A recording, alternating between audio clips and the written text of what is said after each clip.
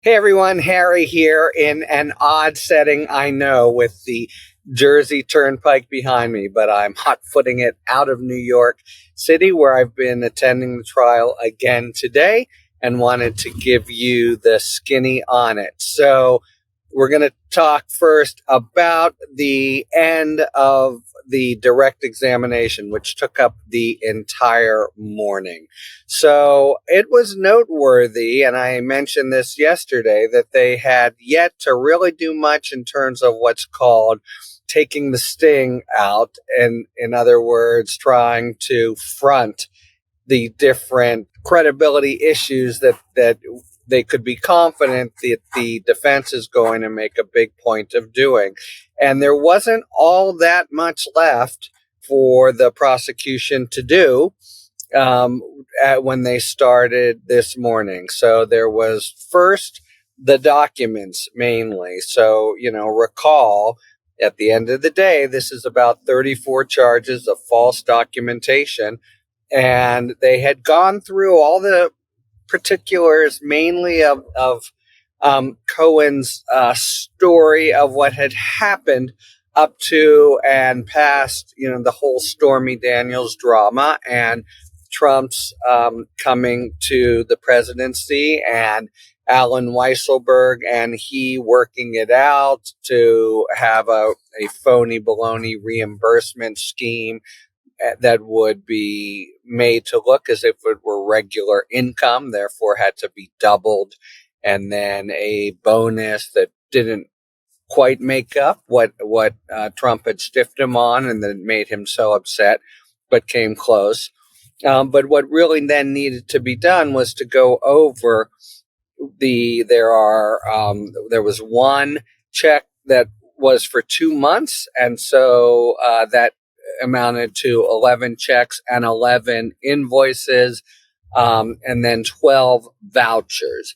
And they went through them, including McConney, as we'd already heard about before, pushing Cohen to send some kind of invoice. And so he sent this very cryptic and elliptical invoice that just said, per the retainer, of which there was none. But anyway, they walked through the various pieces of paper, the checks, the vouchers, the invoices, and said, is this one false? Yes. This one false? Yes, because it's not a retainer. I wasn't doing legal services, and it went through the falsity of each.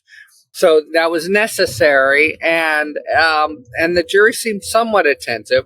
Anyway, at that point, they were through most of the substance of what there is to say, and they had not, however, gone through, taken the sting out, as it were, and they did it in a very unconventional way, which is at the very end.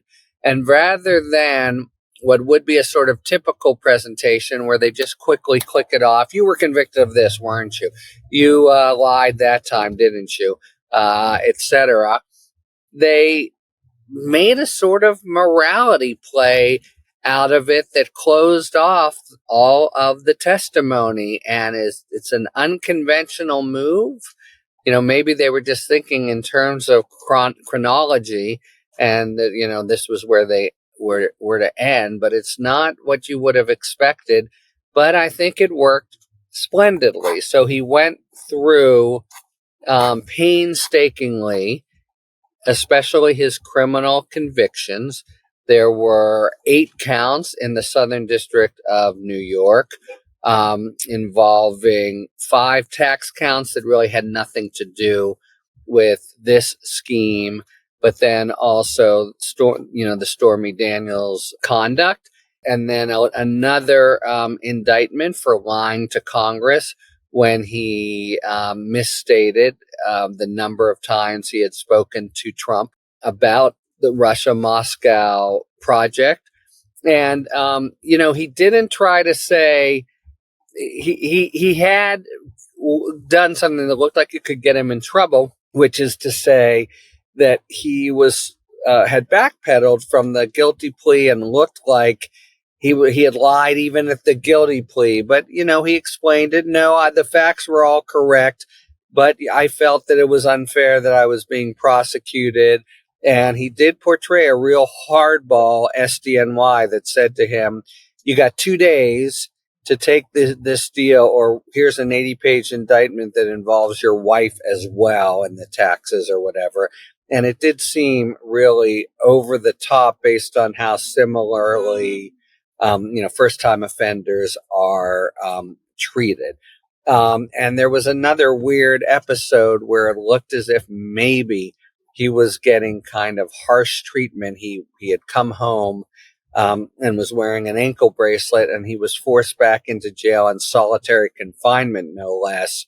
And it had to do with whether or not he would agree not to say anything and write anything, which he declined to do. But anyway, went through that. But then what basically happened, it was obviously, very much scripted, but it was a good script, and they went through it all, and it was clear he had been really, demolished. His whole livelihood taken away, all his holdings taken away, etc. He is doing this journalism now, but that's sort of all there is.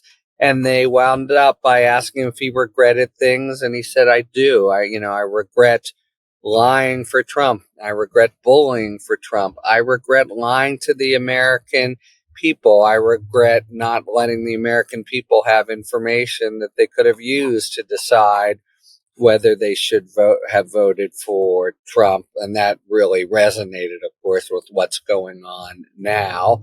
And it was a sort of 30-second, not maudlin, not over the top, well done. It seemed kind of emotional on his part, but not too much. And he really had the jury, paying very close. I think he had them with him.